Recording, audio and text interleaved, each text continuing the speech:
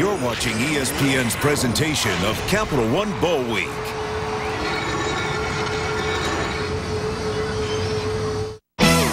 Yankee Stadium transformed and an old football tradition reawakened here. Making the short journey from Jersey, the Rutgers Scarlet Knights, led by the Big East top receiver Mohamed Sanu in perhaps his final college game.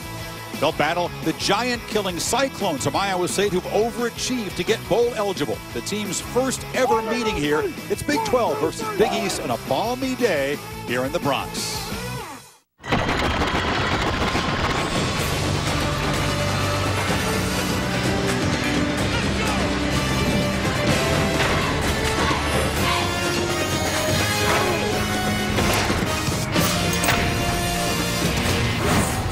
ESPN's coverage of Capital One Bowl Week continues with the 2011 New Era Pinstripe Bowl. The 8-4 Rutgers Scarlet Knights against the 6-6 Iowa State Cyclones from the home of the New York Yankees here in the South Bronx. And it's an unseasonably warm New Year's Eve here in New York City.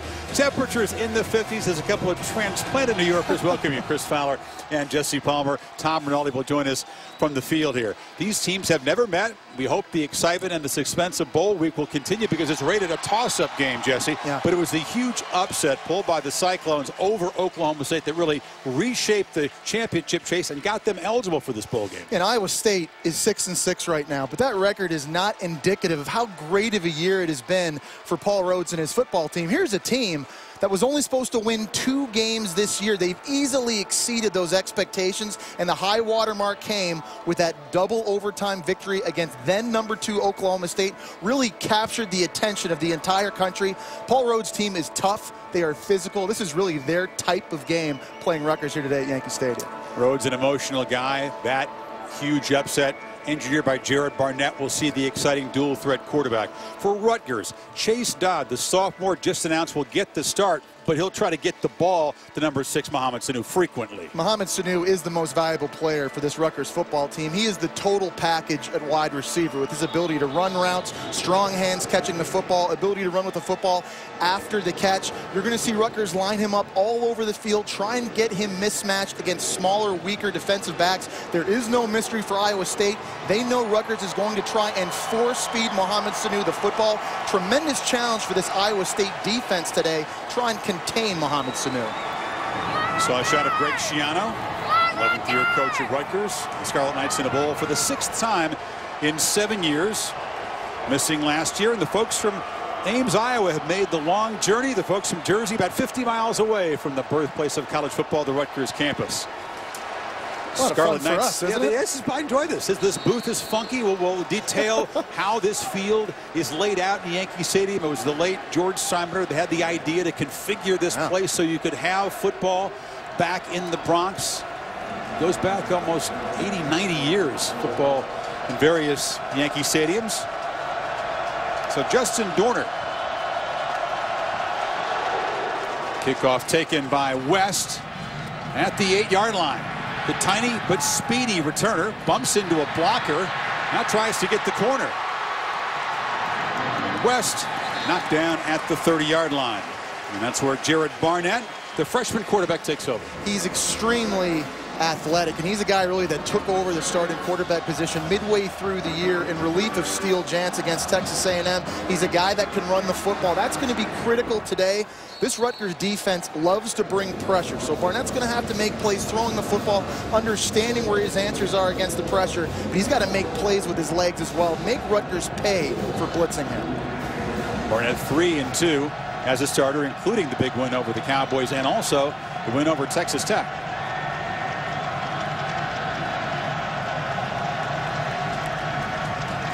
This is James White finding a crease up the middle.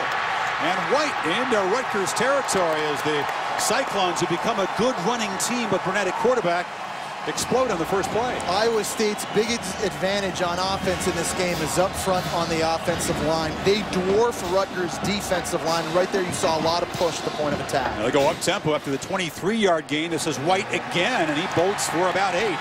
Schiano says his defense is ready for this. They face a lot of spreads in the Big East, but we'll see. They call themselves a no-huddle defense because they have to play West Virginia, Pittsburgh, and Cincinnati. They're going to get tested today against Iowa State. This is Barnett keeping the ball. And showing the burst, he slips down after gaining first down yardage at the 28. A lot of misdirection with the zone read and the spread offense of Iowa State. Rutgers really struggled with that late in the year against UConn. Quarterbacks running the football. Jared Barnett, only a freshman, he's got the ability to hurt you with his legs. This is Barnett. Takes a shot over the middle. The receiver fell down. There was a collision. No flag.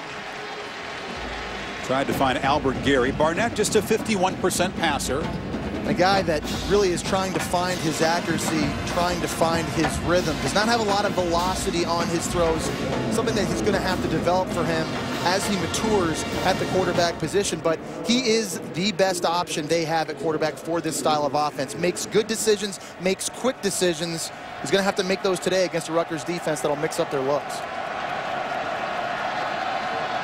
You expect to also see the junior Steele Jans, who began this season as the Cyclone starter before getting injured, becoming ineffective. On 2nd and 10, they take a shot at the far sidelines and no chance to make a play. Well, the impact players will start with Kelechi Osemele, the big left tackle, and we'll bring in some Broadway show titles. He is the Lion King at 347. 6'6", almost 350 pounds. He will eclipse this defensive line. If he gets his hands on you, the show is over. Kasim Green, top tackler, Big East Defensive Player of the Year. We'll give him the stomp. And on 3rd and long, the Scarlet Knights have donated 5 yards. Offside. 91 on the defense. 5-yard penalty. 3rd down. Justin Francis, a senior, one of the many Floridians on this Rutgers roster. And our last impact player, another one of the Jersey boys, Steve Boharness. He's got a lot of speed. Greg Schiano believes he's an NFL talent playing the middle linebacker position. He's going to have to be great with his eyes against these zone read looks he'll see from Jared Barnett. Rutgers is a good 3rd down defense, but they just made it a little easier on Barnett with the offsides penalty. They show pressure off the edge. And here it comes. Barnett dumps it off and had a man wide open. Josh Lentz had beaten the blitz and would have scored. Ball behind him. This is part of what makes watching Jared Barnett at times very frustrating, because he makes the unbelievable throws and he misses the easy ones. It's the right read by Jared Barnett, finding the shallow cross, crossing his face against the pressure. He just has to lay that football out in front of him. That might be a touchdown. Yeah, sometimes the execution of the passing game just not there when you watch the Cyclones on tape. So Zach Geyer will try to get 3 points out of it.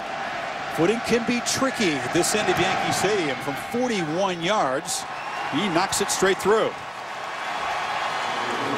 Not a particularly fast starting offense, but it was a quick strike drive for the Cyclones. They got it going with the running game. We saw them mix up the tempo in a lot of different ways. They went to super tempo early, the first 4. 3rd and goal. Welcome to the 2nd annual New Era Pinstripe Bowl at Yankee Stadium. I'm Chris Cook, 4th generation CEO of New Era Cap. As a leading lifestyle brand for over 90 years, we've been honored to have our products worn by legendary athletes, the best artists, and some of the most interesting people in the world. Coming off last year's memorable bowl game, it's an honor to be back here today to cheer on Rutgers and Iowa State, 2 illustrious programs that share a passion and love for the game of football. On behalf of everyone at New Era, we wish you and your families a happy and healthy New Year. College football in high definition is presented by Vizio. Rutgers will take over down 3-0, and you see Chase Judd, the junior out of Lyman, South Carolina. Greg Schiano keeping secret his plan at quarterback until just before game time, but he decides to go with Dodd over the true freshman Gary Nova, who we also expect to see this afternoon. Yeah, we're going to see both these quarterbacks in. Chase Dodd getting the start. They feel he's a better game manager, takes better care of the football. He's going to have to be good against this Iowa State defense. They're going to mix up their coverages on that side of the football. Grant Mahoney to handle kickoff duties, and because Jeremy Deering, the dangerous returner for the Scarlet Knights, is still battling an ankle problem, he's not back there. It's Logan Thomas alongside Jordan Thomas.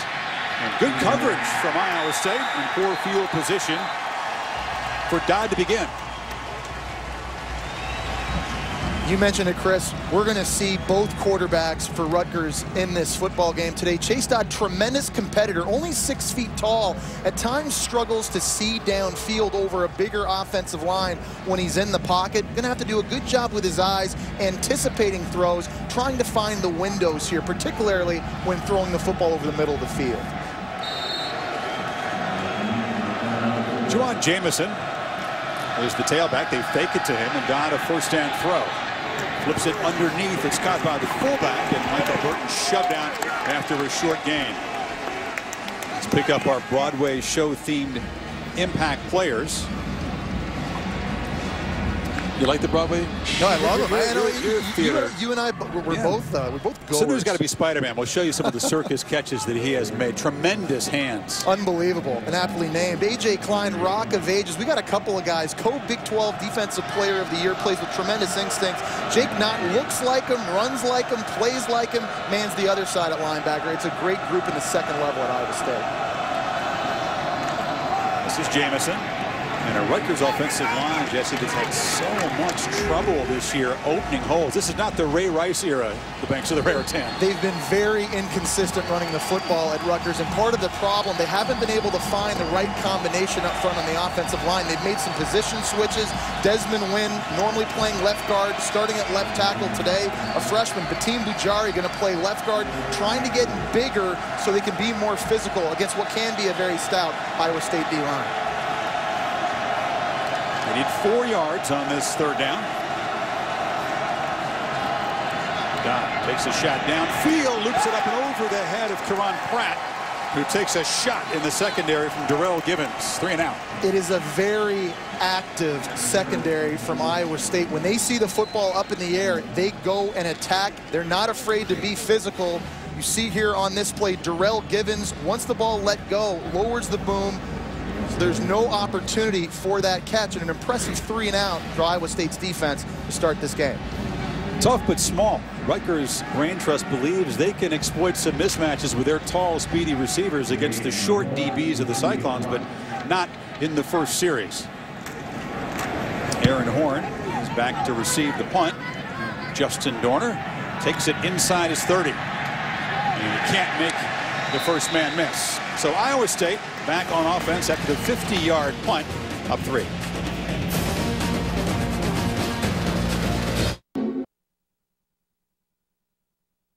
ESPN College Football, the New Era Pinstripe Bowl, is brought to you by New Era. Fly your own flag. Visit us at neweracap.com. The GMC Sierra, now during the GMC Holiday event, trade up to the best.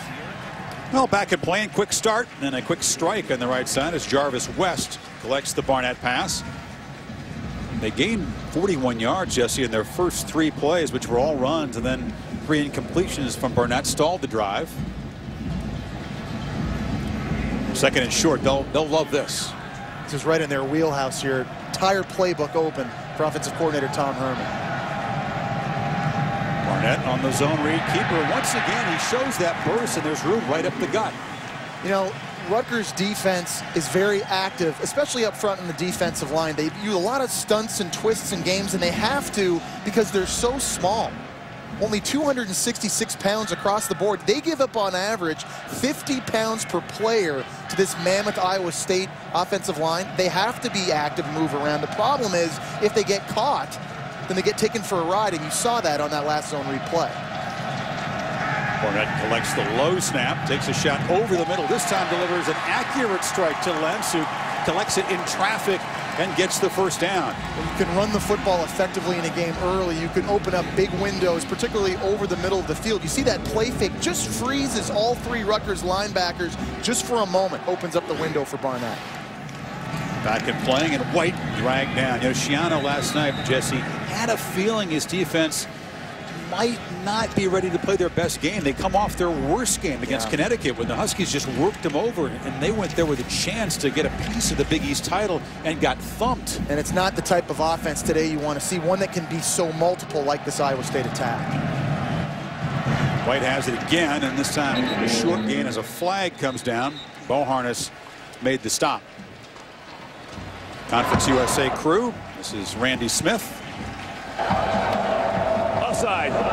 94 on the defense. 5-yard penalty.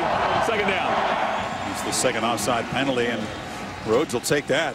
Chris, we're watching the tempo right now, how fast Iowa State can play. I mean, getting lined up. This is a group that had 101 plays against Oklahoma State. Granted, that game went into double overtime, but Greg Schiano told us when they were watching the game tape, sometimes the camera's not even ready. That's how fast they're playing. Second and short after the 5-yarder. And it's a fake.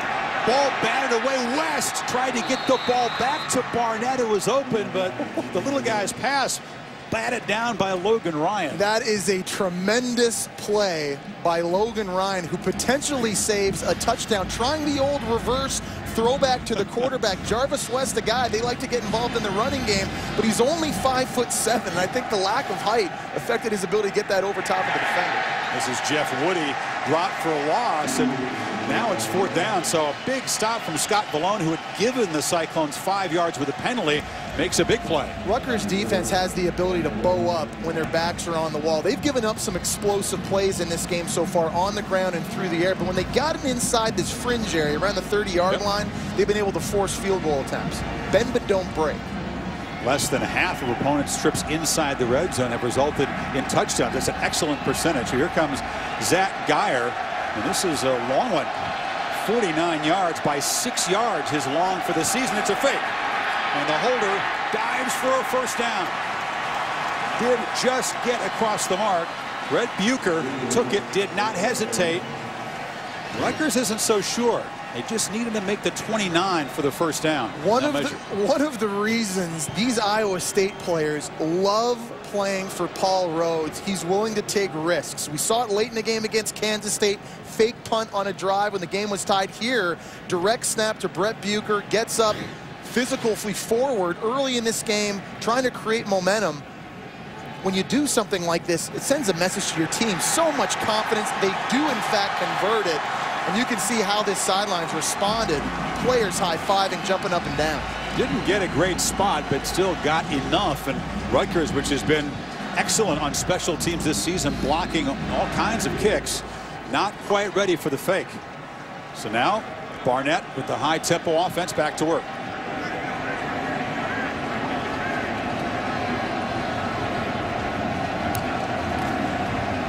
This is Woody, the rugged 235-pounder who scored that winning touchdown in double overtime against Oklahoma State when they wore down the Pokes defense. And Chris, interesting strategy from Greg Schiano in this Rutgers defense so far. We know they like to blitz a lot. They normally average 50% pressures on first and second down, not coming after Barnett early in this game.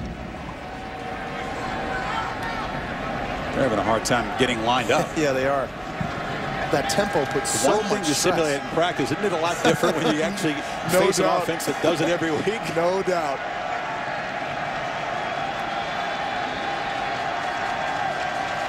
Barnett looks immediately right, but delivers one of those inaccurate passes that have plagued him.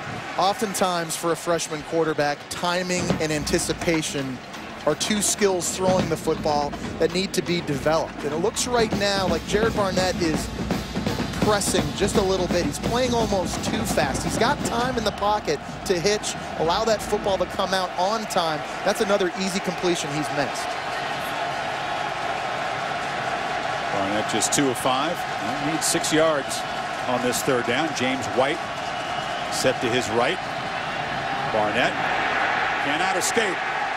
And Rutgers once again comes up with a big stop. It was Brandon Jones off the corner getting the sack. Yeah, this time Greg Schiano able to dial up pressure coming from the outside here at the bottom of the screen. And Iowa State does a good job initially picking it up, but you see a much smaller running back. James White, only 180 pounds, not able to be stiff enough at the point of attack.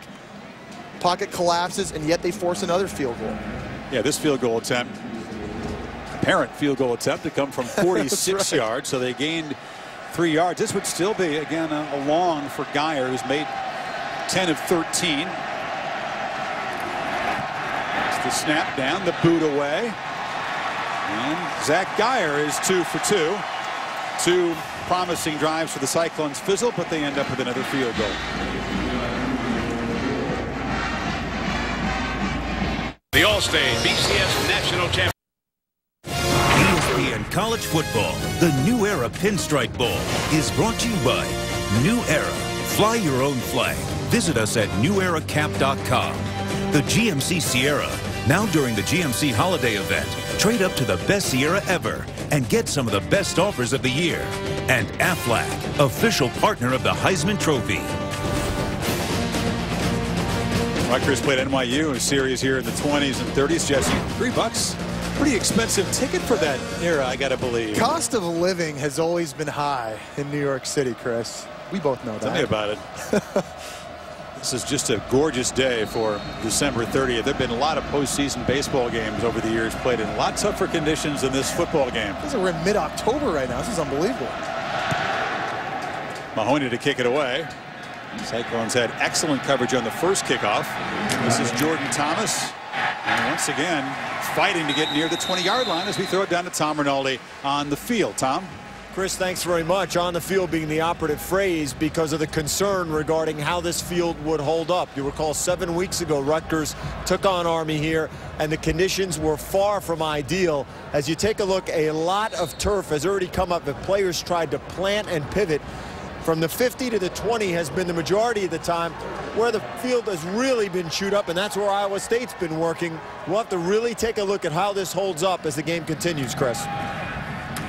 Good point, Tom, especially where the Scarlet Knights are now operating on offense. They're trying to move out of the infield area, which was dirt when they played the first time, but they've tried to improve it. I think it is better than the October game. I do too, and they made the conscious effort, you're right, to bring in a thicker, heavier grass coming in from Long Island. They put it on the base paths around the mound, the pitching mound, and the circle by the plate. But we walked on it before the game. You and I both thought it looked pretty good. This is Jamison again. He's got the corner. Jawan Jamison motoring for a first down. Tries to cut back, reverses field, and he's finally whacked by A.J. Klein. Pair of great linebackers we talked about. Klein and Knott, two small-town Midwestern guys enjoying their first visit to the city this week. Well, you know, another issue that Rutgers has had running the football this year has been very young running backs. And Jawan Jamison, only a freshman, he needs cumulative reps. Needs to get better with his steps and his footwork right there, timing it out perfectly with the blocking scheme up front, pulling linemen, able to set the edge because he has that speed. Good news being able to run the football early. Initial first down for the Scarlet Knights, and here's a first down throw to Sanu. He's caught so many balls just like this all season long. That's why he's got 109 catches. Mohamed Sanu is going to line up all over the field. That may be one of the few times all game we see him stationary, playing out wide at the split end in an I formation, running a curl route. One of the best wide receivers in the entire nation. This Iowa State defense, and this secondary in particular, got to keep their eye. They have to know where number 6 is lining up every single snap. He was the Wildcat quarterback last year. Carried the ball a bunch of times, took a real beating. He's been able to focus just on wide receiver this season, and it's really paid off for him. This is Karan Pratt, the sophomore. Short game. Well, and to your point, Chris, it's interesting to wonder how much further along Mohamed Sanu might be had he not played Wildcat last year and had to focus 59 carries a season ago. He could have just spent all that time in practice worrying about route running, and I think that time at Wildcat really beat him up as well. And I think it's something that Greg Schiano wonders just how much better he might be this year had they played in a pro-style system like the one they're playing in now last season. Great route runner, great hands, strong. Not the fastest guy in the world, but we'll show you where Sanu projects. Moved forward by Jamison, still fighting. He's got 14 yards, and that's good news for the Scarlet Knights if they can get this anemic running game going. There's a great play call by Frank Signetti for Rutgers here, timing it out perfectly. There's going to be a strong rush here off the bottom of the screen. You see Jacob Latimer coming in untouched, stays with the quarterback, and Rutgers able to gash him with the run inside. And Jawan Jamison, for a guy only 5'8", under 200 pounds, running very tough, very low to the ground. Talking about an offense that averages less than 92 rushing yards per game. Dodd flips it to Jamison. Cyclones give chase, but cuts it up for about a 4-yard gain. Frank Signetti, the offensive coordinator for Rutgers, is going to try and keep Iowa State off balance with a lot of different play calls. He'll use shifts, formations. He'll use motions like you saw just there with the wide receiver coming in, try and freeze some people inside on defense. And then they're able to spit that toss out to Jamison outside. NFL background. In fact, this is the same offense that you'll see the Green Bay Packers use. I don't think that Dodd quite has the freedom that Aaron Rodgers has to probably not change plays within that offense. Doesn't really have the hardware needed to have that yet. No. There's the handoff again. And Martinek, the guy they call Jersey Joe, who'll get increased carries because apparently Jeremy Deering can't go. Jersey Joe for a game that's popular with the crowd. They call him Jersey Joe. He's the New Jersey high school all-time leading rusher, a guy fans love watching play. Had a big role in this offense a few years ago, getting a lot of carries. His role's been diminished this year. Spent a lot more time at the fullback position. Deering, who's got an injured ankle, tried to go in warm-ups, but just didn't have that burst. Cyclones fans on their feet on 3rd and 5. Bunch formation to the right. That's where Dodd looks and delivers in heavy traffic. Now it's ruled incomplete. Sanu was surrounded by 3 Cyclones, as you might expect, and Shaquez Washington helped A.J. Klein break it up. I think that's a throw that Chase Dodd would like to have back. Gets a little bit greedy. They have a bunch formation. You see right over the middle of the field, Paul Carazola, the tight end, flashed open. It's one thing to want to get the football into the hands of your best playmaker, but when it's triple coverage, you got to be able to come off of that. I think that's a missed opportunity for Chase Dodd. So Sansanti in his final game at Rutgers, the 4-year kicker, tries from distance here. This is about a 48-yarder. And he pushed it. And the distance just wide, and Rhodes gets his defense to make a big stop. See the emotion, all the enthusiasm from Paul Rhodes, and it's genuine. Early in the game, it doesn't matter if it's a touchdown, interception, sack, 12-yard run. This guy gets excited, and his football team feeds off of that. He's become famous for those emotional post-game speeches in the locker room after the trademark big wins that Iowa State's become known for. They've knocked off Nebraska, Texas, and of course we talked about the big win at home over Oklahoma State. These are things that had not been done in the program's history. 56-2 against top 6 teams before that home finale this year. 2 drives, 2 field goals so far for Iowa State as they take over on the 31. An option look here. Barnett pitches it out to White, who turns the corner. Could not quite stay in bounds. Boharn has forced him out. But another nice gain. Yeah, Chris, going back to Paul Rhodes for a moment, he's really re-established the expectations here for Iowa State. This was a 2-10 team on a 10-game losing streak before he took over just 3 seasons ago. In year 1, takes them to a bowl game. They beat Minnesota in the Insight Bowl. The following year, beat Texas for the first time in school history. We know about all the great wins this season. Say White stepped out of the 35, so he's spotted there, and Barnett keeps, and this time Boharness is there to meet him along with Logan Ryan. Paul Rhodes has really re-energized this program as well. You look at the attendance this year, 6 home games, at least 50,000 people in each game. First time that's ever happened in school history. There's a reason this guy was given a 10-year, $20 million contract. He's earned it. Maybe the best kept secret coaching in college football right now. You're that high on him. Big on him, big time. On 3rd down, Woody is to the right of Barnett.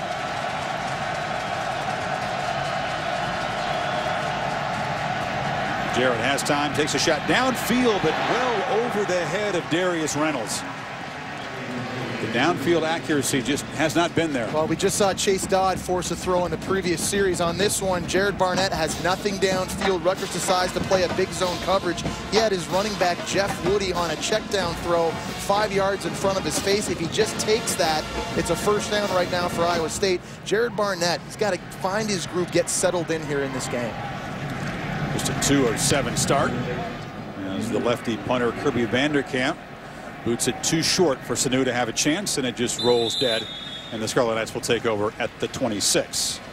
Capital One Bowl week and a full day of college football continues tonight on ESPN, 10 o'clock Eastern time. Iowa tries to win their 4th straight bowl, shorthanded without running back Marcus Coker against Oklahoma in the Insight Bowl. Big 12 representing well. It was the wild shootout in San Antonio, won by Baylor, that lifted the conference record to 3-0. So the Cyclones trying to keep that going. And then later on, Oklahoma. You know, Oklahoma, you mentioned Marcus Coker not playing for Iowa. Of course, we know no Ryan Broyles, a wide receiver from Oklahoma. And Landry Jones, 5 interceptions in his last 3 games without him. Dodd straight back on first down. Fires complete. And this is Timothy Wright into Iowa State territory. So Cignetti dials up a first down throw, and they beat the 5'7" corner Jeremy Reeves. It's so important for a quarterback to be able to move in the pocket. Doesn't have to be anything drastic. You see Dodd here just slide to his left in the hitch and able to still throw on rhythm. That's coaching from Frank Cignetti. You talked about him earlier. 3 years having coached in the National Football League. He's a great quarterback mind, and that coaching here rubbing off on his young quarterback, Chase Dodd. 25-yard gain moves the ball into Iowa State territory. Another first down throw. He's got time, looping the ball into double coverage, looking for Brandon Coleman. Incomplete on the jump ball. A little greedy there. Trying to take advantage of a young freshman receiver in Brandon Coleman, who's 6'6". And I think the idea here is jump ball, let our guy go get it or nobody gets it. And there, Coleman doing a nice job becoming the defender here, making sure this football not caught. Leonard Johnson, number 23, is 5'10", plays bigger than that very good athlete. He's the corner that was placed opposite Justin Blackman and did a pretty good job shutting down the 2-time Biletnikoff Award winner that night. Empty backfield, 5 receivers on 2nd and 10. Sanu has room. Tries to get the corner, lowers his shoulder, loses the football. Looks like the Scarlet Knights have gotten it back. A lucky break there as the ball came loose. It was knocked out there by Jake Knott. Mohamed Sanu has to be careful with ball security, and certainly being a physical wide receiver is one of his assets. Yards after the catch, his ability to get physical in the second level of the defense. Right here, the ball separated here from his body. 3 points of pressure is what coaches will teach their players and preach to them, keeping it high and tight. Rutgers gets away with one there.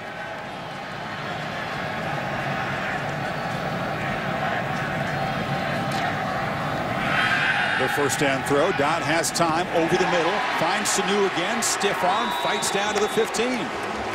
Because Rutgers has had success running the football early, Frank Cignetti now able to call pass plays off of play action on first down. And Chase Dodd doing a nice job identifying where his open target is and getting the football out in rhythm and on time. Final 30 seconds of the first quarter as the Scarlet Knights work toward the center field end of the football field. Dodd's found a rhythm. I think they're going to have a lot more success throwing than running this afternoon. That's been the case really all season long. Jamison motions out, empty backfield, and it's Dodd on the rollout, flips it short, and the fullback, Burton, is cut down. And that will be the final play of the first quarter. 2 drives with the Cyclones. They built a 6-point lead. Schiano sprints down for quarter 2 as the Knights are threatening. With the capital. Greg Schiano's defense surrendering 2 field goals, making some big plays when the Cyclones had penetrated inside their 30. Now Rutgers, with their promising drive as we begin the second quarter, they're in the red zone. This is an area, Chris, where their offense has to prove its physicality. Generally, the best red zone offenses in college football are the ones that can run the football down in this area of the field. The passing windows, the passing lanes become constricted. We talked about that new combination up front on the offensive line for Rutgers. If they are going to maximize these possessions, turn them into touchdowns rather than field goals at some point, Chris, they have to be able to run the ball down here.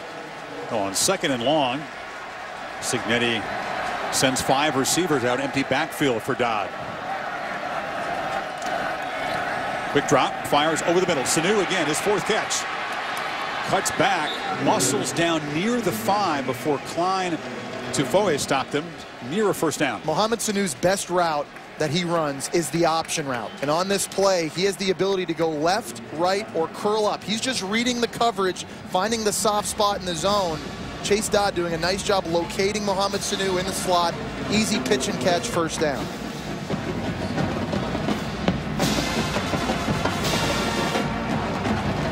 On 1st and goal, we'll see if this Rutgers offensive line can do what you suggest. Overpower people. They've rarely done that this year. Power formation right now. Stutter step and met in the hole. Tufa'o is Jamison. Gain 1. Tufa'o is a downhill player that is right at home playing at the middle linebacker spot. He's only 5'11", and that's an advantage facing a smaller running back like Jawan Jamison. He can get low to the ground and kind of decipher, pick apart where those running backs are amongst all the trees in the offensive lineman, and right there you see his physicality, not afraid to put the face in the fan. Comes from San Carlos, California.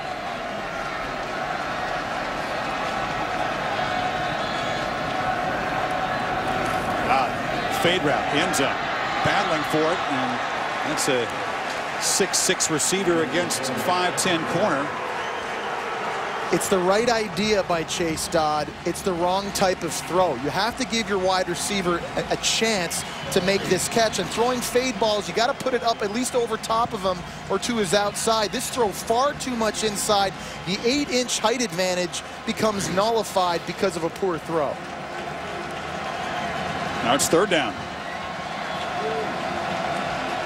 See the lack of a Ray Rice back in a power running game definitely affecting the play calling for Cignetti. Empty backfield again. Dodd hesitates, dives near the goal line, takes a shot, doesn't get in. He was being chased from behind, and then he got met at the 1-yard line by Jake Nutt and Shaquez Washington. What do you do here on 4th down? I think personally, I think you go for it, kind of send the message to your team. It looks like they're going to do that. Create some momentum. Greg Schiano. You saw Paul Rhodes take a gamble early. Greg Schiano doing that as well. Interesting here with the footing, this risk. 10th play of this drive. They got the fullback Burton in. They'll shift around again to the right side. Sanu is the only wide player. And a timeout. The play clock was down at 2 before Chase Dodd noticed it. So we'll talk about it, see if the Scarlet Knights still go for it after this. 4th down for Rutgers, and Jesse, you think that Chase Dodd got away with a false start before the timeout? There's a bit of a miscommunication. You see Chase Dodd here. He thinks he's getting the snap a little bit earlier. He's actually going to stutter and rock out from under center. You see all the Iowa State defenders pointing at him. That should have been called a false start. Rutgers should be kicking a field goal right now, 5 yards back. Instead, they go for it. Jamison is the tailback, and he's got it. And he will have to fight, but he scores.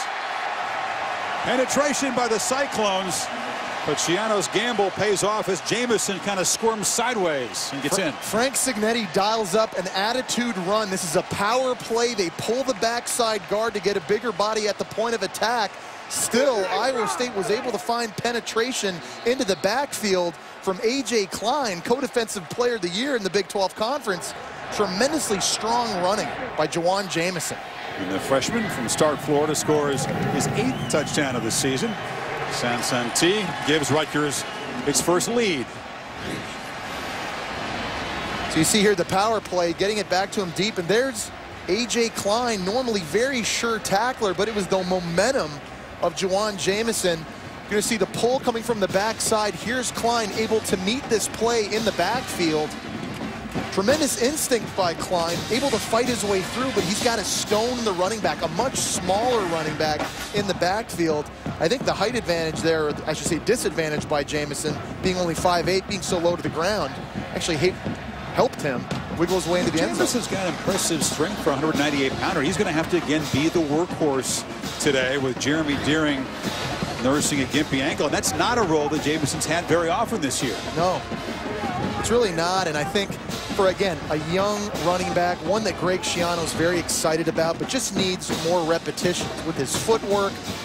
You know, these bowl practices, getting these 15 extra days, so beneficial for so many young players throughout the country. And Jawan Jamison, a guy that's going to be relied on heavily next season and for years to come in this Rutgers offense, having a tremendous start to this football game.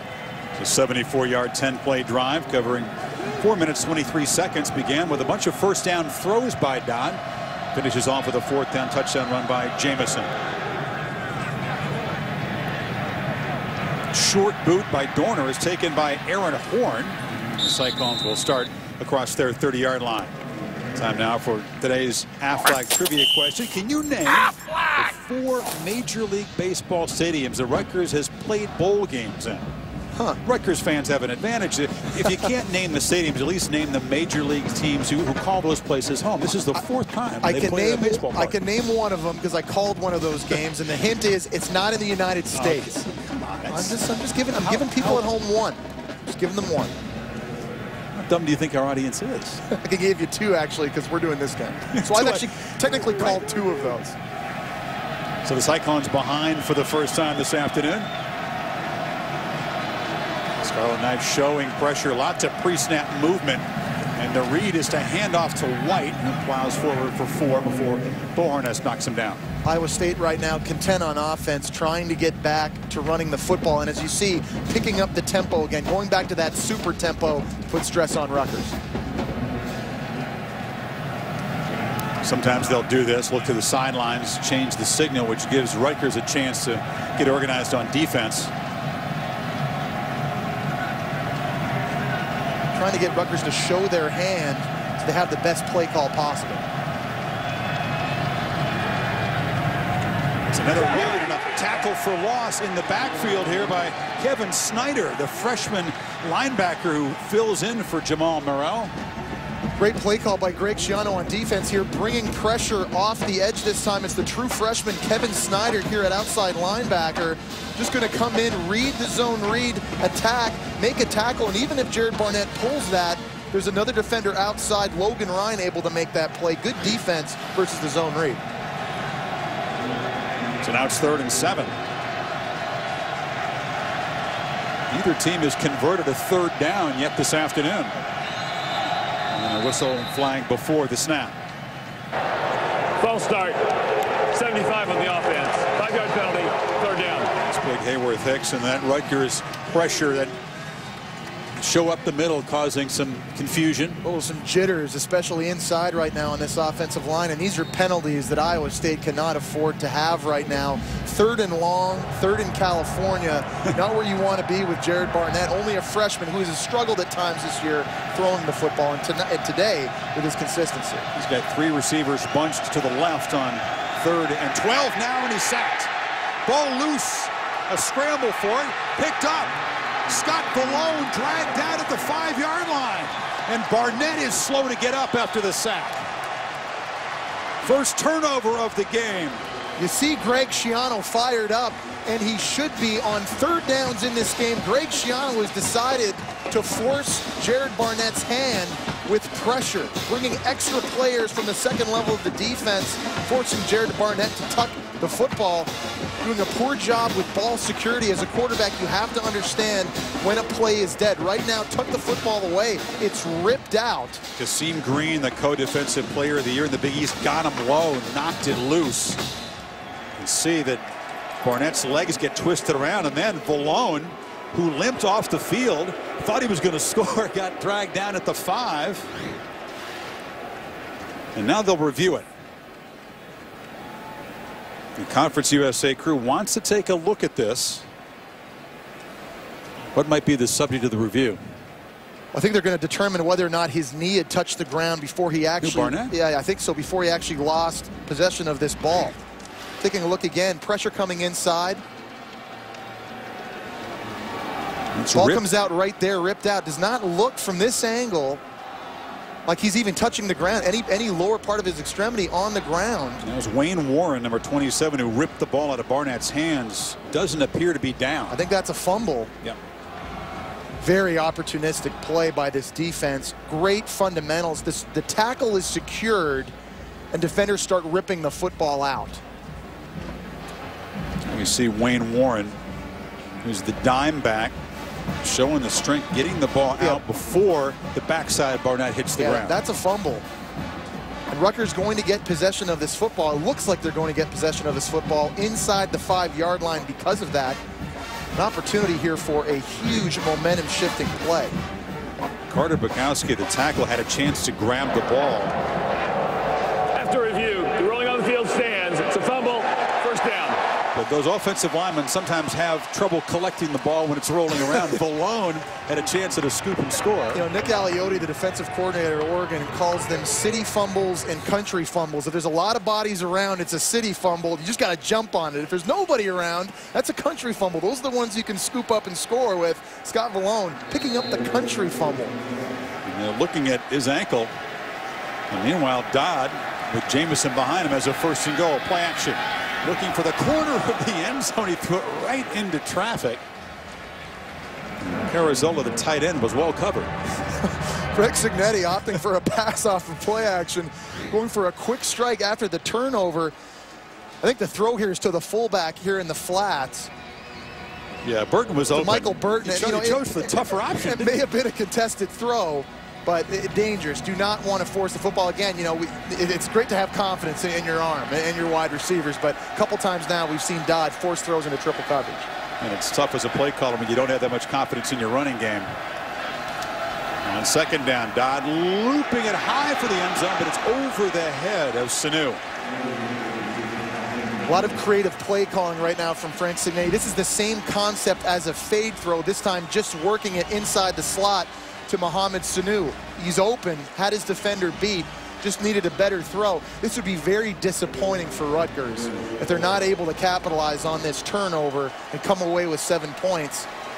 So it's a different kind of a Rutgers team. In years past, with the spread, it might have been Sanu and the Wildcat trying to run it in. I think spreading the field right now is the key right now, and Sanu in the slot here at the bottom of the screen. Martinek, the lone tailback, but it's Dodd straight back. Again, fires over the head and just kind of chucks it away, and they'll take 3 points. That's a disappointment. That is, especially coming out, throwing the football 3 times. You know, Chris, they've had some success at the point of attack, running the football, being dominant. Yeah, I do. I think coming out early, I don't think there's anything wrong with trying to run the football on first and second down. You've just run it in for a touchdown here down on fourth down on the previous possession. But, you know, 2 incomplete passes, then a throwaway, come away with only 3 points is disappointing. T missed from 47, this from 21. The end of the field that caused him problems in the first game here at Yankee Stadium against Army. Poor footing led to a missed field goal and a missed PAT. Footing better this afternoon, as Tom Rinaldi mentioned, and that one straight through. So Rutgers gets just 3 after getting the ball first and goal following the fumble.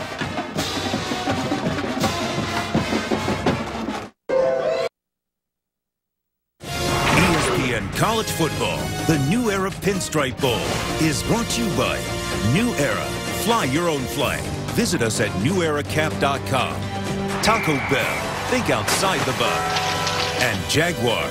See the new model year lineup at jaguarusa.com. That was football back then, Jesse Palmer. New Yorkers of a certain age might remember the history of NFL games here at Yankee Stadium. Chuck Bednarik, Y.A. Tittle. Some big-time pictures there. Talk about a muddy field.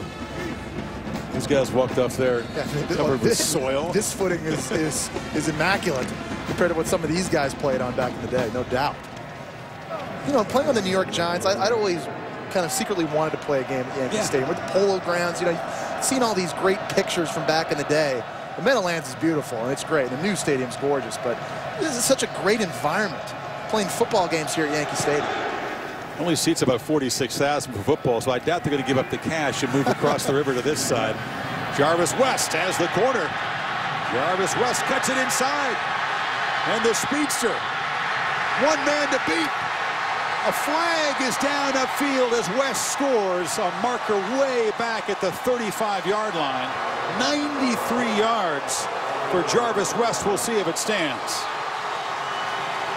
He's still celebrating down to the outfield end zone. Return holding, 21. It's coming back. 10-yard penalty, first down. The Rutgers player is down as Rhodes' kickoff return is erased. Marcus Cooper is the injured Rutgers player. A hold is what they call it, Jesse. You'll see it in the left side of the frame here. You're going to see it here, right there, number 24. It's basically 25, it looks like. Basically tackles, or almost tries to tackle the Rutgers player covering the kick and negates the run back for a touchdown. Yeah, Tyler Leo, one of the two number 25s on this Iowa State roster, got his money's worth on the hold. He did. Which you can see the excitement that Jarvis West can bring. He provided a huge kickoff return, which helped shift momentum in that upset of the season against Oklahoma State when they were in deep trouble. Got the ball back into Cowboys territory. We'll take a break. After the penalty, it'll be ball at the 26 for the Cyclones. The Tostitos Fiesta Bowl, Stanford, Oklahoma State, Monday on ESPN.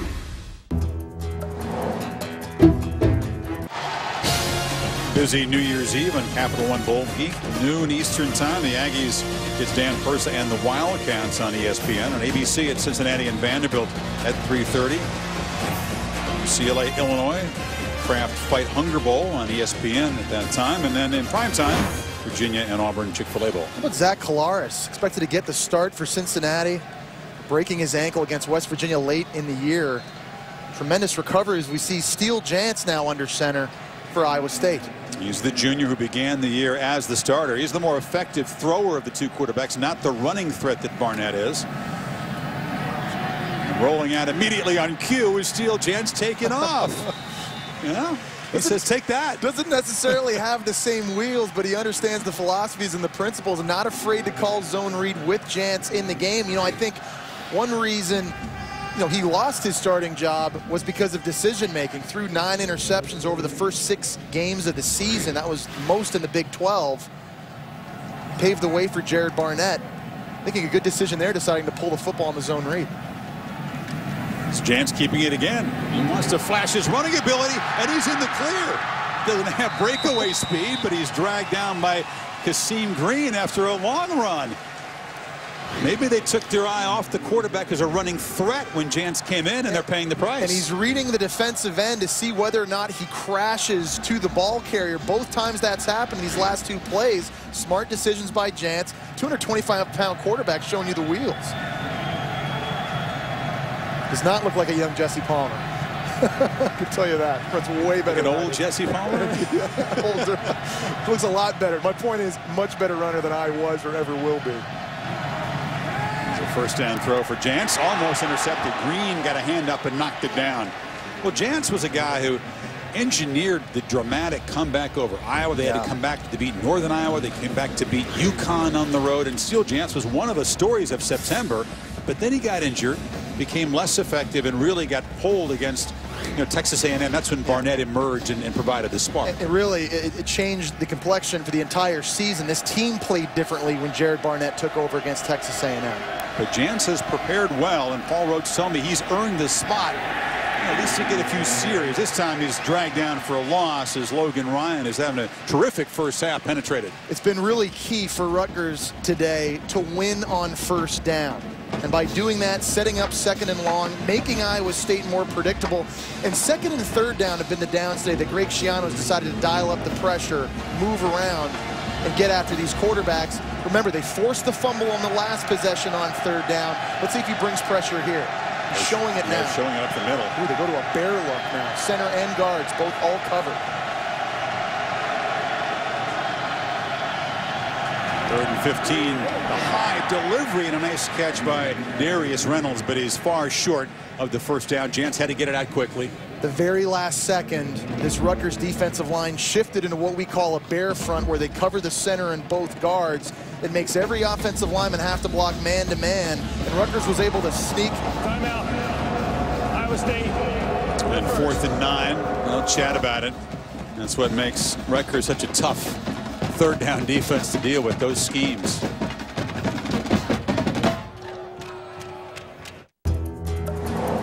Well, Zach Geyer was good earlier, Jesse, from 45, which is a career long. This, if they kick it, will be about a 51-yard attempt. Rutgers very good at blocking field goals, coming straight through the middle. They successfully completed a fake from long distance earlier this afternoon.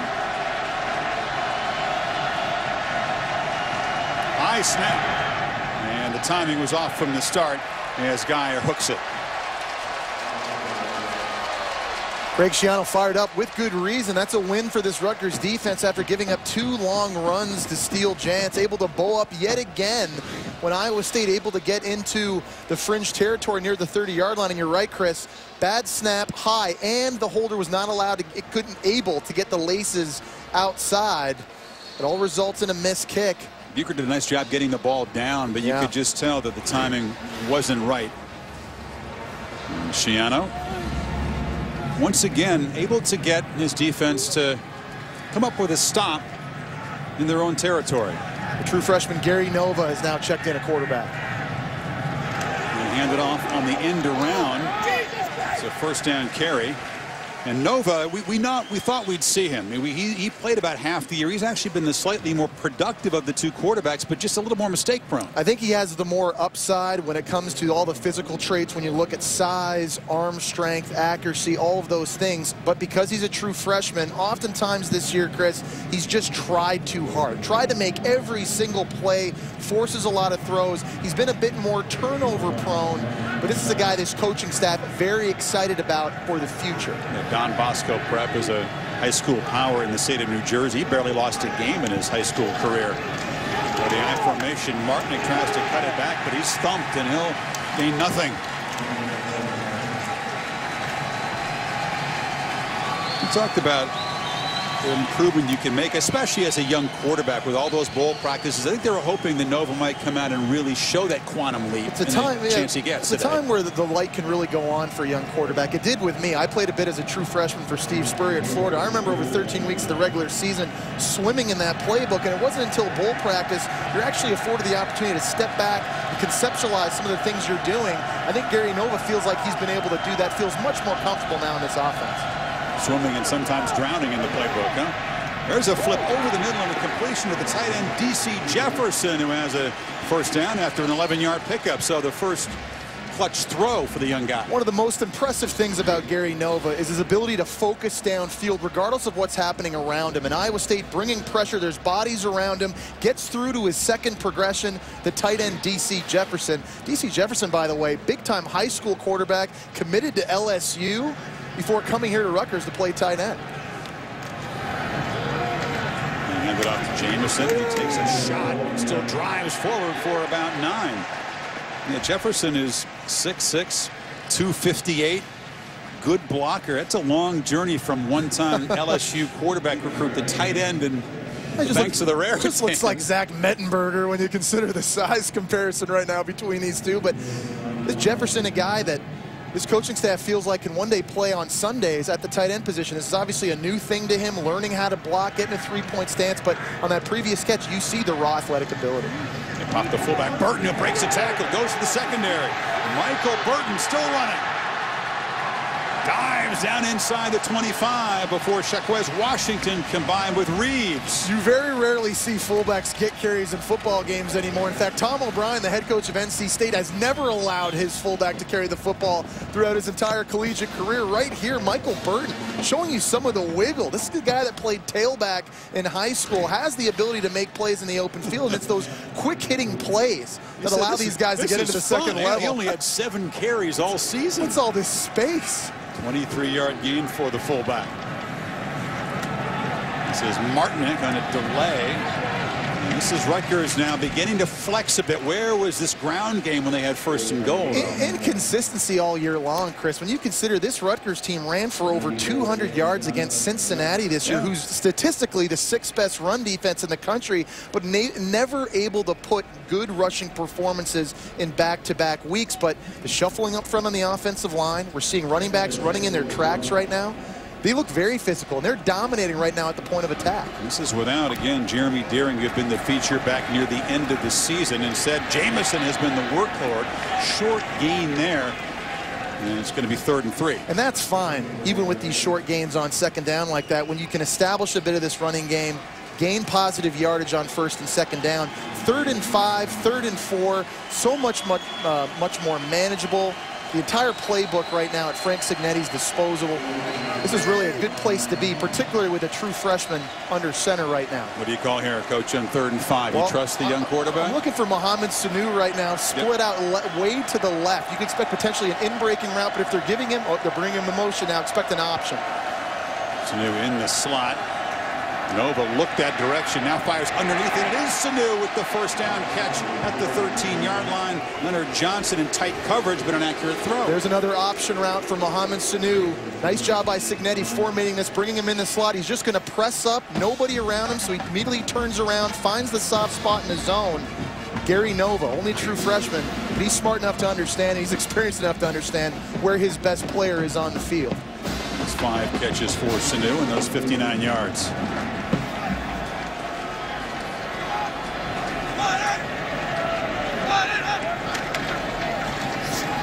Jamison, not much there. A.J. Klein and a bunch of red shirts swarming him. You know, these are two different looking defenses from a schematic standpoint. Paul Rhodes in Iowa State, Wally Burnham, their defensive coordinator, they play to their strengths and their personnel. They are not a pressure defense. They want to sit back, mix up all their coverages, allow linebackers like A.J. Klein and Jake Knott flow to the football. They just don't have the personnel on the defensive side of the ball right now to be very active and blitz a lot. That's not their identity. That wasn't the same case when Paul Rhodes was the D coordinator at Pittsburgh for 8 years. He was a blitzing maniac. He was bringing guys from all over the joint. Not the case this year for Iowa State. And Burnham has not been traditionally a blitz-heavy guy as a defensive coordinator. Jamison breaks into the secondary, center steps into the end zone.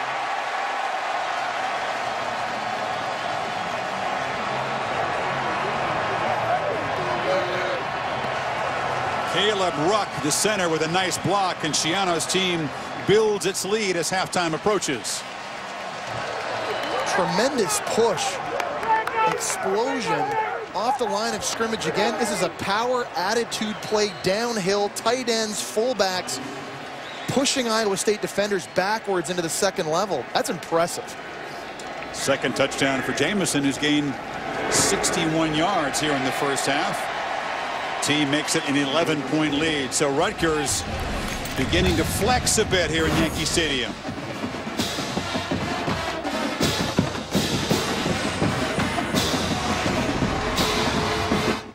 The essence of a great university is found in the professors who walk its halls, adventurous minds with the passion to inspire the next generation.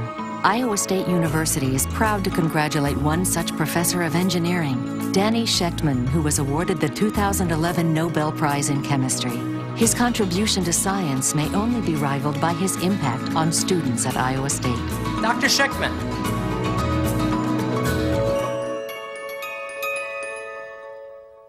Before there was a United States, a college was founded in the heart of New Jersey.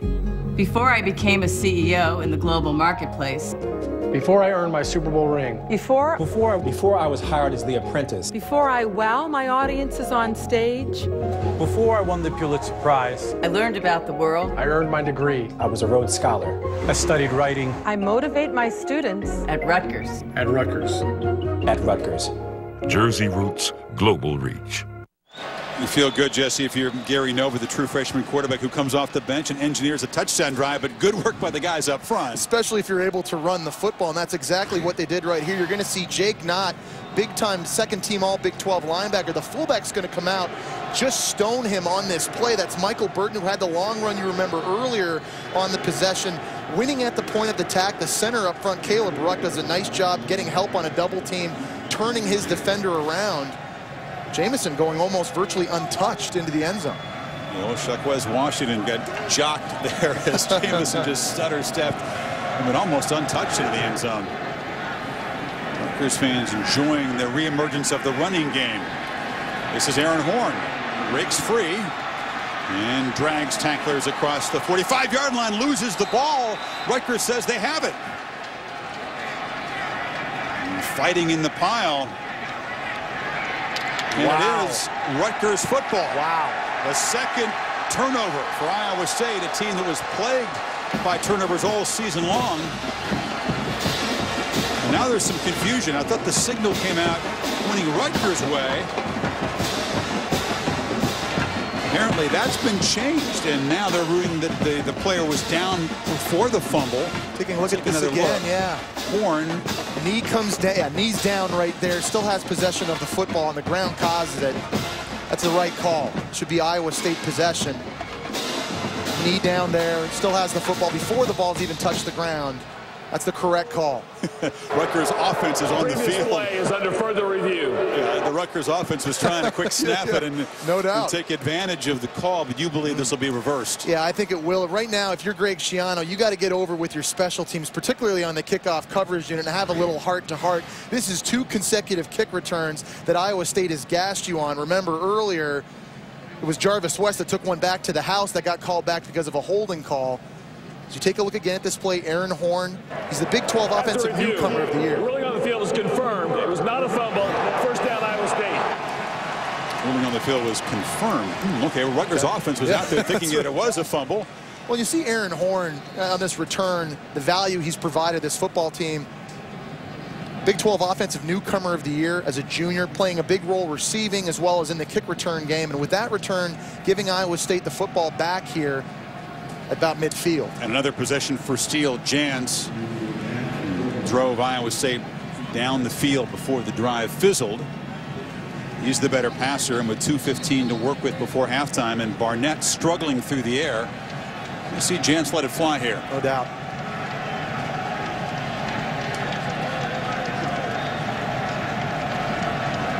Near side, caught by Jarvis West, but he's dropped for a loss by Kasim Green as we check back with Reese Davis in the studio. Happy New Year, Reese. Happy New Year, Chris. Coming up on the H&R Block halftime report, we'll talk about the inspiration for the Oklahoma Sooners as OU gets set to wrap up its season in the Insight Bowl against Iowa tonight. And BYU had a big rally earlier today against Tulsa. Dr. Lou and Mayday are in the house. We'll see you in a bit.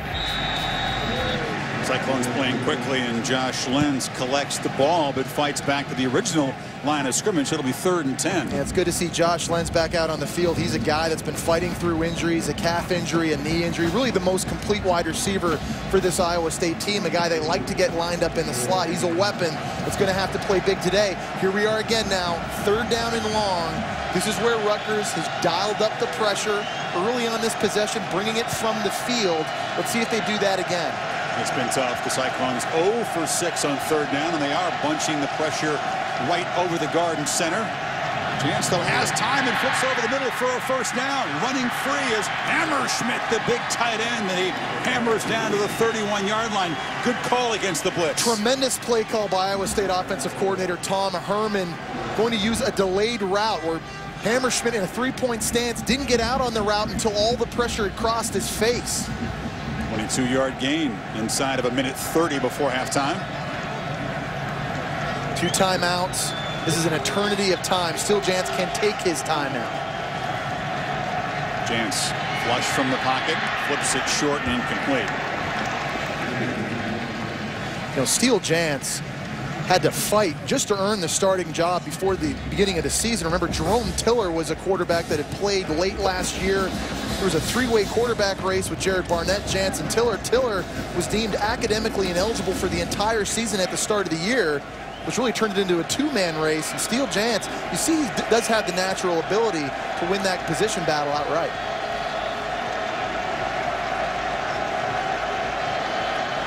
He's just glad to be healthy again. Lost his confidence when he injured his leg mid-season. Steps up. Jans takes off, and he'll dive forward for about 4. It'll be 3rd and 6. It was another different look by Rutgers defense right here, trying to mug the center from Iowa State, Tom Farniok. They had 2 defensive tackles. You're going to see right here in the middle of the screen, 2 guys clogging what we call the A gap on each side of the center, trying to make life difficult for those linemen inside. Steele Jans doing a good job buying time, using his legs. We've seen the athleticism so far early this game, and because of that scramble, setting up a manageable 3rd down. Still 1 timeout to spare for the Cyclones with 1:07.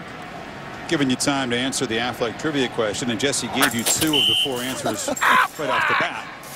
The other 2 Major League Baseball teams that Rutgers has used in bowl games. You know, they played out home with the Diamondbacks in 2005, losing that bowl game, and then International Bowl. Devil Rays. Yeah, you called the one. You said in 07. Tropicana down in Tampa Bay. A win for the Scarlet Knights. Big play here, 3rd and 5, as the Cyclones try to stop the bleeding. 17 unanswered points for the Scarlet Knights. They're in field goal range, but it's kind of marginal. Not a pressure look from Rutgers. They drop off. Jantz loops it over the head of Darius Darks. So 4th down and a field goal attempt apparently coming up. And we talked about the windows condensing down in this area of the football field. You got to be able to pull the trigger when you see it open up as a quarterback. A little bit of hesitation there by Steele Jantz on a throw to Darius Darks that he could have caught on the sidelines to keep that play alive. Just the passing game just not crisp right now for Iowa State. The timing hasn't necessarily been great. And Shiano, who calls those defensive plays, pulling off the pressure that time, and Jantz probably expected it. So here's Zach Geyer trying to make it 3rd successful field goal attempt. It's blocked. Rutgers so good at doing it, and Shiano thought they had a chance. Justin Francis, the big fella, sprinting off the field. This is one of the Scarlet Knights' specialties. That's Justin Francis's 3rd block kick of the season. Tremendous athleticism. You're going to see him right over top of the center and just times it perfectly. He got double teamed at the point of attack. 6'4". Was able to rise up, get that big left paw up there, bat that football down. Very impressed tonight with Rutgers' defense. When they have their backs to the wall, they've bent at certain times. When they get inside that 30, 25-yard area with their back to the wall, they've been lights out. It's 4 times, Jesse, the Cyclones have been in Rutgers territory. They come away with only 6 points, the 2 field goals in their first 2 possessions. Now here's the question: if you're Rutgers, now are you looking for points here deep down in your own territory? Yeah. As the freshman flips it short, Martinek, as a flag comes out, picks his way across the 40, and Jersey Joe still running, but this one likely to come back. Early in the play, there was a flag in the holding zone. Holding. 60 on the offense. 10-yard penalty. 1st down. Now, Caleb Rucker made the big block on the touchdown run. Nullifies a 41-yard gain. Looking forward to the Tostitos Fiesta Bowl. Stanford and Oklahoma State. You and John Saunders will be out there manning the studio. Expecting a lot of points in this one. You know, it's interesting. I'm not so sure either defense has really seen an offense like what they're going to see come this game. And Stanford, we all know, does a great job defensively stopping the run. They're giving up only 90 rushing yards per game right now. But Oklahoma State, with all those spread formations, they get going with Joseph Randall and Jeremy Smith. It'd be a tremendous challenge for Bill Young, the defensive coordinator of Oklahoma State, and those Cowboys on that side of the football. Try and make Andrew Luck and Stanford one-dimensional. 67-56. I don't know if I'm going to go with that high. I don't know. 17 touchdowns. Let me take the under on that. Caleb Ruck was arguing with the official. He didn't like the holding call. What center does like a holding call against him? But after the 41-yard, it was nullified. They'll just take a knee and go to the locker room with an 11-point lead. And it is unfortunate when you consider where Rutgers would have the ball right now. Had they not had that holding call, they'd be knocking on the door, setting themselves up for San Santee and a potential field goal here. Take a 14-point lead potentially in at halftime. After a slow start for the Rutgers offense, you do get the running game going. Jawan Jamison, a pair of touchdown runs. And Iowa State, after a couple promising drives, producing just 141 total yards in the first half. So the guys from across the Hudson River erase an early 6-0 hole, scores 17 straight points and lead at halftime of the New Era Pinstripe Bowl. Tom Rinaldi working his way towards all roads. Trying to get a word with the Cyclones coach. And he's got him. Tom? Thanks very much, Chris. Well, I jump out to a 6-0 lead. Rutgers scores 17 unanswered. How do you flip that momentum around? Got to finish drives. Got to finish drives as an offensive football team. We've converted 1 third down, I believe, in 30 minutes of football. We stalled out twice. It's good to get 6 points, but you got to get touchdowns in this game. How would you assess your team's play on the line of scrimmage in stopping their rushing offense? Well, I think in the second quarter they took over physically with their offensive style of play, and they were banging off too big a chunks of yards in that quarter. Appreciate it, Paul. Thank you. Chris? Coach is right. Just 1 for 8 on 3rd down. We'll see if it's going to be Jans or Barnett in the second half. For the meantime, back to Reese Davis in the studio. Reese.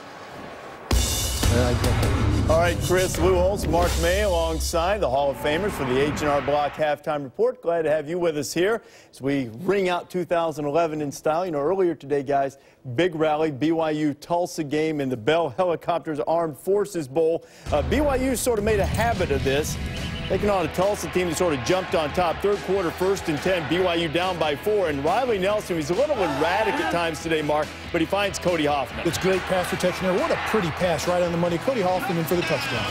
Coach, you love a quarterback that can run. Riley Nelson, I don't know that he always fits that description, but this was a huge run on a 4th and 9, saved the game. 4th down and 9, you better make it. He ain't going to make it, but just tremendous effort. You know what's amazing? Tulsa played 13 games. That's the 2nd time it was determined by less than 17 points. And the 2nd time this season that BYU, with exactly 11 seconds left, scores a touchdown to win the game. Nelson to Hoffman. They did it against Utah State, too. 24-21 the final. BYU gets the victory. Still to come on the H&R Block Halftime Report, Oklahoma wraps up its season tonight. Some inspiration for the Sooners that's lasted throughout the year.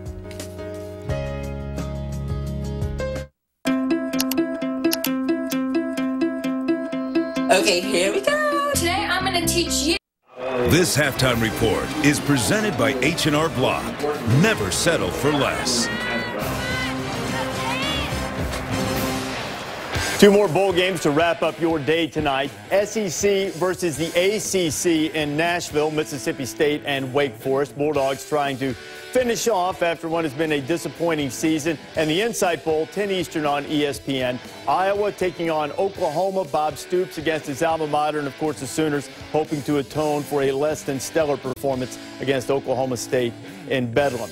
And many Sooners, doubtless, have received words of encouragement. Perhaps. Welcome back to the H&R Block Halftime Report. Jawan Jamison for that high-powered Frank Signetti offense. He'll show you a little 545 F post, and sometimes he just runs it up the middle with Jawan Jamison. 17-6. 17-6, that deficit at halftime is exactly what Baylor faced against Washington in the Valero Alamo Bowl. Inside the numbers, nearly 1,400 yards of offense for Washington and Baylor, most ever for a bowl game. Tackling was optional in this game, I think. Skeleton drills. 123 points. That's the most for a bowl game in regulation. Only 2 points short the all-time record. Took double overtime for Marshall and East Carolina 10 years ago. Chris Polk just ran right through Baylor. Coach, what did you think of the fundamentals on defense here as you look at the numbers? 5 touchdowns rushing for Terrence Ganaway. I kept counting the defensive players. I thought they only had 4 or 5, but they must have had 11, I think, somehow. But I want to tell you, this game went so long, I was up long after my bedtime. I thought it was flag football. They just didn't have the flags on. Okay, let me ask you this series so you continue to look at these numbers. Keith Price was great. As you guys dubbed him last night, KP1. That's great. KP1 versus RG3. 7 touchdowns he accounted for. That set a bowl record. Let me just ask you simply, look, it was Tecmo Bowl. It was the old video game. There was no defense. Was it good football, bad football? Offensively, great football. Defensively, horrible. You heard Chris Spielman, the great linebacker, last night saying, can anyone tackle anyone? Nobody could make a tackle out there. But offensively, you saw some great skill players out there, great running backs out there, quarterbacks making big plays. I thought it was fun to watch if you liked offensive football. But we had talked about this before. Baylor has RG3. He's great. But he has a lot of skill around him. They have great speed at wide receiver. The running backs are depth. They have great speed, etc. But there's no way in this world that you should run up and down the field, either team, against a good defense that practice. All right, we've got about 30 seconds left here. Do you think that was Robert Griffin's final game at Baylor? Oh, and it should be. And I say that. Why do I say that? He's won the Heisman. He's done great things down there, set records, and he's graduated. Move on, son. But then again, you're not Art Briles. No. But had he not got, whoa. But see, and plus he's going to go in the first 3 or 4 picks, I think, myself. He ain't going to make any more money by staying there.